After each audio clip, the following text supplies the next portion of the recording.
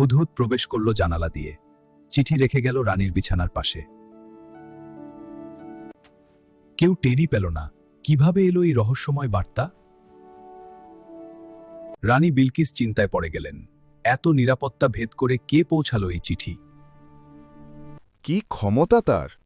তিনি বুঝলেন সুলাইমান সাধারণ কোনো বাদশা নন, তাই তিনি তোমাদের সিদ্ধান্ত রানী কি নিলেন মনে করেছে উপহার দিয়ে আমাকে পাঠাবেন। কেনা যাবে? আমি সম্পদের কাঙাল নই। আমি সোনা রূপা চাই না, আমি চাই সত্য, আমি চাই আত্মার পরিবর্তন। সুলাইমান জানতেন বিলকিস একজন রানী, তার মর্যাদা আছে, সম্মান আছে।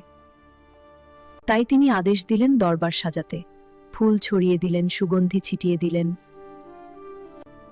কারণ সত্য প্রচার করতে হয় ভালোবাসা ও সম্মান দিয়ে। জিনেরা উড়িয়ে নিয়ে এলো বিলকিসের রানী সোনার বিলকিস সিংহাসন। নিজের চোখকে হীরামুক্ত বিশ্বাস খচিত করতে সেই পারছিলেন না। রাজসিংহাসন এখন তার সুলাইমানের সিংহাসন দরবারে। এখানে, এ এই ছিল অলৌকিক আল্লাহের ঘটনা, কুদরতের নিদর্শন, সুলাইমান যা আলাইহিসসালামের অসম্ভবকে বাণী, সম্ভব করে। সবকিছু মিলিয়ে তার হৃদয় নরম হল।